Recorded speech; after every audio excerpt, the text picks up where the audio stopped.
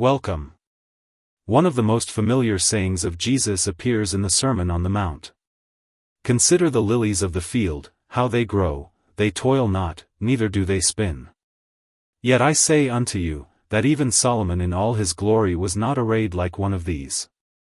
For nearly 2,000 years, readers have understood this passage as a comparison between the beauty of creation and the splendor of Israel's greatest king. But what if there is more hidden within the saying? What if the reference to Solomon preserves an older memory connected to Egypt?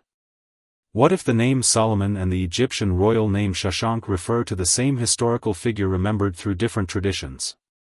In this presentation, we will explore a speculative but intriguing possibility. That the saying about the lilies may preserve traces of an older Egyptian Hebrew wisdom tradition, one in which floral imagery, royal glory, wisdom, adornment, and even the name Shashanq were linked through sound, symbolism, and oral poetry. We will examine Egyptian lexical evidence, the symbolism of lilies and royal gardens, the relationship between Solomon and Egypt, and the possibility that Jesus' famous teaching contains echoes of a much older aphorism. The goal is not to prove a conclusion, but to investigate whether a forgotten layer of meaning may still be visible beneath the text. Let us begin with the question. Could "Consider the lilies of the field" contain evidence that Solomon was Pharaoh Shashanq I? The famous saying. One of the most beloved teachings of Jesus appears in both the Gospel of Matthew and the Gospel of Luke. Consider the lilies of the field, how they grow, they toil not, neither do they spin. Yet I say unto you, that even Solomon in all his glory was not arrayed like one of these. Most readers focus on the lesson about trust in God and freedom from anxiety. The lilies do not labor for status or wealth, yet they possess extraordinary beauty. But there is another question worth asking. Why did Jesus choose Solomon? He could have compared the lilies to any king, emperor, or wealthy ruler. Instead, he selected the figure remembered as the wisest and most glorious king in Israel's history. To understand the lilies saying more deeply, we must first understand what Solomon represented in the ancient world. Solomon in all his glory. In biblical memory, Solomon represents the highest achievement of human civilization. He is remembered as the wise king, the builder of the temple, the organizer of a vast kingdom, and the possessor of extraordinary wealth. The biblical accounts describe gold, silver, ivory, exotic imports, monumental architecture, and administrative sophistication. Solomon's kingdom was not merely prosperous, it was cultivated. It was a world of planning, organization, craftsmanship, and royal splendor. When Jesus says, Solomon in all his glory, he is invoking the ultimate example of human greatness. The lilies therefore stand in comparison not to an ordinary ruler, but to the very pinnacle of royal magnificence. Solomon's Egyptian connections. One feature of Solomon's reign often receives less attention, its unusually strong Egyptian character. The biblical text describes a marriage alliance with Pharaoh's house. Solomon imported horses and chariots from Egypt. His administration resembles the bureaucratic sophistication of larger Near Eastern empires. His monumental construction projects required labor organization and technical expertise on a scale uncommon for a small Levantine kingdom. In many respects, Solomon appears more connected to Egypt than any other king of Israel. This raises an intriguing question. Could some of the memories preserved about Solomon reflect deeper connections to Egyptian royal traditions than later readers have recognized? Who was Shashanq? Egyptian history preserves a powerful ruler known as Shashanq or Shashanq I. Mainstream scholarship identifies him as the biblical Shishak, the pharaoh who campaigned in the Levant during the generation after Solomon. Shashanq founded Egypt's 22nd dynasty and left inscriptions documenting military activities throughout the region. Traditionally, Solomon and Shashanq are treated as separate individuals. But some alternative researchers have suggested a more radical possibility. What if Solomon and Shashanq preserve different cultural memories of the same historical ruler? While this idea remains outside conventional scholarship, it provides the foundation for the exploration that follows. Solomon and Shashanq, one king. The hypothesis explored in this presentation proposes that the Hebrew memory of Solomon and the Egyptian memory of Shashanq may overlap. Under this interpretation, Egyptian records preserve the pharaoh, while Hebrew tradition preserves the sage king of Jerusalem. This would help explain several puzzles. Solomon's immense wealth. His Egyptian alliances. His administrative sophistication. His monumental building projects. And his reputation as a ruler whose influence extended beyond the boundaries of a typical Levantine kingdom. The purpose of this presentation is not to prove this identification. Rather, it is to ask whether linguistic and symbolic clues may point in that direction. One of those clues may be hidden in Jesus' famous Lilies saying. The sound world of lilies. The Hebrew word for lily is shoshane.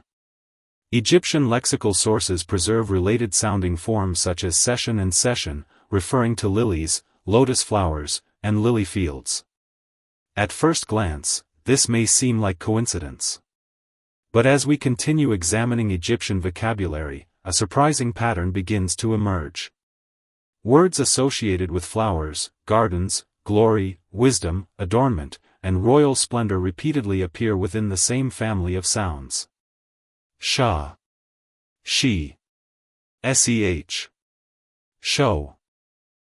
These repeating sound patterns form the basis for a speculative reconstruction of an older wisdom saying. Whether intentional or accidental, the density of these associations is remarkable. Gardens, wisdom, and glory. Egyptian lexical sources preserve several intriguing terms. Sesher can refer to planning or arrangement. So-sha can refer to wisdom, skill, or learned craft. Shesh evokes fine linen and luxury. Shau can refer to glory, possessions, wealth, or self-exaltation. Sheth means clothed, covered, or arrayed. Shah refers to estates, ornamental pools, and garden landscapes. Taken individually, these words prove nothing. Taken together, they form a symbolic network remarkably similar to the world associated with Solomon. Wisdom. Wealth. Planning. Gardens. Fine clothing. Royal splendor. And cultivated greatness. The question becomes whether these associations can illuminate the Lilies saying. Reconstructing a lost aphorism. At this point we arrive at the most speculative portion of our investigation. Suppose the saying of Jesus once circulated in a shorter oral form built around sound repetition and mnemonic structure. A possible reconstruction might read. Esten shoshane seshen. Lo sesher, so-sha, shesh. Shashanq shau lo sheth seshen. In approximate English. Distinguish the lilies of the lily field. No planning, wisdom craft, or fine linen. Shashanq in glory was not arrayed like the lily. What makes this reconstruction interesting is not merely its meaning, but its sound. Shoshane. Seshen. Sesher. So-sha. Shesh. Shashanq. Shau. Sheth.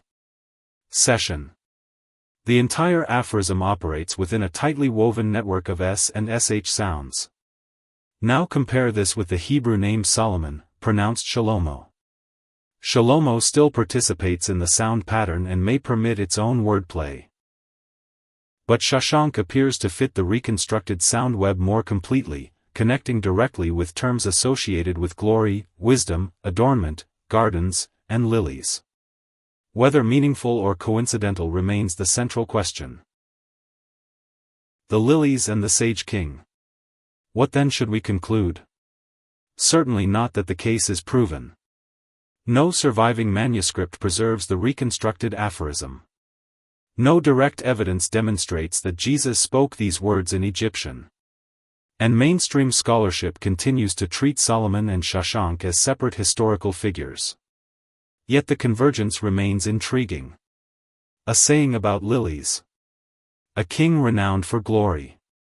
Egyptian words associated with wisdom, adornment, gardens, and wealth. And a royal name that appears unusually compatible with the sound structure of the reconstruction. Perhaps these are merely coincidences. Or perhaps they preserve fragments of an older symbolic tradition hidden beneath the text. Whatever the answer, the Lilies saying reminds us of its central lesson. The Lilies possess none of the marks of imperial greatness. No planning. No cultivated wisdom. No wealth. No fine linen. Yet they surpass the glory of kings. And that may be the deepest truth hidden within the saying, regardless of whether the king was Solomon, Shashanq, or both. Solomon as Shashanq.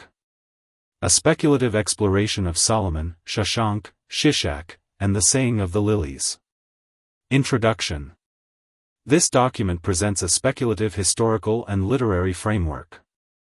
It does not reflect mainstream Egyptological or biblical scholarship. Instead, it explores the possibility that memories preserved in Hebrew and Egyptian traditions may overlap in unexpected ways. Solomon and Shashanq I. The central proposal is that the biblical Solomon and the Egyptian pharaoh Shashanq I may represent two cultural memories of the same ruler. In the Hebrew tradition, Solomon appears as the wise king of Jerusalem, renowned for wealth, building projects, administrative skill, and international prestige.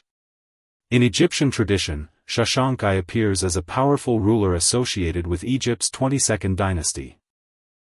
The hypothesis suggests that these traditions may preserve different perspectives on a single historical figure remembered in different cultural settings. Supporters of this idea point to Solomon's close Egyptian connections, including marriage alliances, horses, chariots, monumental construction, and extensive wealth. Rather than viewing Egypt and Jerusalem as separate political worlds, the theory imagines a more integrated royal sphere in which a ruler could be remembered differently by different peoples. Shashanq II and the identity of Shishak. A second component of the theory concerns the biblical Shishak. Mainstream scholarship identifies Shishak with Shashanq I. The alternative framework explored here proposes that Shishak may instead have been a successor. Sometimes described by proponents as Shashanq II. In this interpretation, the campaign described in Chronicles is reimagined not as the invasion of a foreign conqueror but as the actions of a royal heir returning to claim wealth associated with his father's house. The treasures taken from Jerusalem are therefore interpreted as an inheritance rather than war booty. Such a reading depends on accepting the broader Solomon-Shashanq overlap and remains highly speculative. The cartouche and the meaning of shau.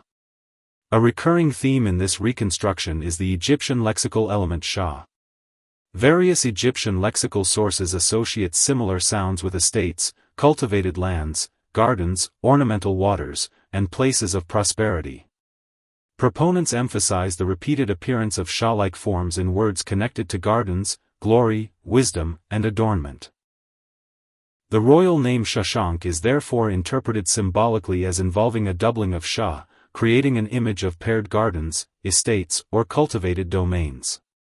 While such interpretations go beyond conventional Egyptological readings, they provide an important symbolic foundation for the larger hypothesis. The Lilies saying and an Egyptian sound world. Jesus' famous teaching about the lilies becomes especially significant within this framework. The saying contrasts the effortless beauty of lilies with the glory of Solomon. The theory explored here asks whether the saying may preserve echoes of an older sound-based wisdom tradition. Hebrew shoshane, lily, resembles Egyptian forms such as seshen and seshen, which are associated with lilies, lotus flowers, and lily fields. Additional Egyptian lexical items have been proposed: sesher, planning; so-sha, wisdom or skill; shesh, fine linen; shau, glory or wealth; and sheth, arrayed or clothed. A reconstructed aphorism. Using these proposed lexical relationships, a speculative reconstruction has been suggested. S10 shoshane seshen. Lo sesher, so-sha, shesh. Shashanq shau lo sheth seshen. In approximate English. Distinguish the lilies of the lily field. No planning, wisdom craft, or fine linen. Shashanq in glory was not arrayed like the lily. The appeal of the reconstruction lies primarily in its dense network of recurring s and sh sounds. Advocates argue that the sound pattern works particularly well with the name Shashanq, though they acknowledge that the Hebrew name Shlomo, Solomon, also participates in some of the same phonetic relationships. Jesus and Egypt. The New Testament records that Jesus spent part of his childhood in Egypt. This observation has inspired speculation that Egyptian cultural influences may have survived within some teachings. There is no direct evidence that Jesus delivered the lilies saying in Egyptian, nor is there evidence that the reconstructed aphorism existed in antiquity. Nevertheless, the possibility remains an intriguing literary thought experiment for those exploring cross-cultural influences in the Eastern Mediterranean world. Conclusion. The Solomon as Shashanq hypothesis remains outside mainstream scholarship and should be approached as a speculative reconstruction rather than an established historical conclusion. Nevertheless, it offers an imaginative framework that attempts to connect biblical narratives, Egyptian royal traditions, linguistic observations, and the famous saying about the lilies. Whether the parallels are meaningful historical clues or coincidental similarities is ultimately a matter for continued investigation. Yet the central lesson of the lilies saying remains unchanged: cultivated greatness, wealth, glory, and royal splendor are ultimately surpassed by the effortless beauty of creation.